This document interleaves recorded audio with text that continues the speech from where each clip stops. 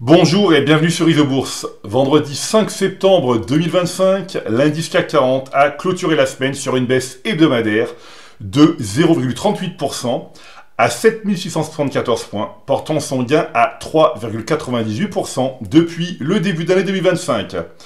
C'est un plaisir de vous retrouver pour cette première chronique de la rentrée.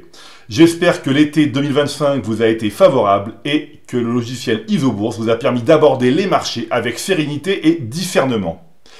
À l'exception de l'indice néerlandais AEX qui a enregistré une légère progression, la majorité des principaux indices de la zone euro ont terminé la première semaine de septembre 2025 en repli. Les baisses hebdomadaires les plus marquées sont à attribuer au FTSE MIB, l'indice phare de la bourse de Milan en recul de 1,39%, ainsi qu'au DAX allemand, référence de la première économie de l'Union européenne qui a cédé 1,28%. Alors que la rentrée boursière s'amorce, une prudence palpable s'installe sur les marchés financiers, même si l'indice PMI manufacturier de la zone euro a franchi la barre des 50 en août 2025, signalant la première embellie mensuelle dans l'industrie depuis 3 ans.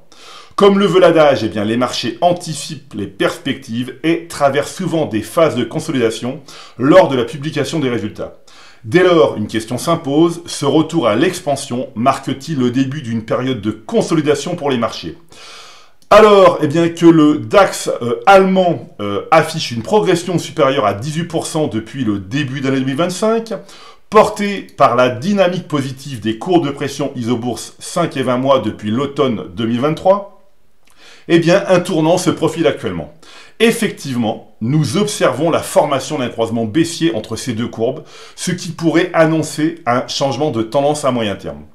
À l'aube du mois de septembre 2025, il reste prématuré de confirmer la validité de ce signal mensuel, mais il demeure essentiel de le surveiller de près. Le CAC 40, figure emblématique de la place parisienne, s'illustre en 2025 comme le plus hésitant parmi ses homologues de la zone euro. Après une timide tentative de rebond amorcée au printemps, à la suite d'un second semestre 2024 éprouvant, les courbes de pression ISOBourse 5 et 20 mois n'ont jamais réussi à retrouver une orientation durablement positive. Tant que la courbe de pression ISOBourse 5 mois évolue sous celle à 20 mois, un retour à une tendance haussière de moyen terme semble compromis pour le CAC 40.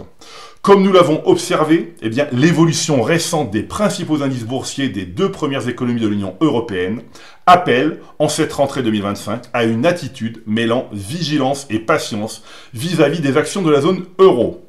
L'analyse maintenant des 200 titres les plus échangés de la zone euro révèle qu'une majorité, plus de 60%, évolue actuellement dans une tendance défavorable à moyen terme.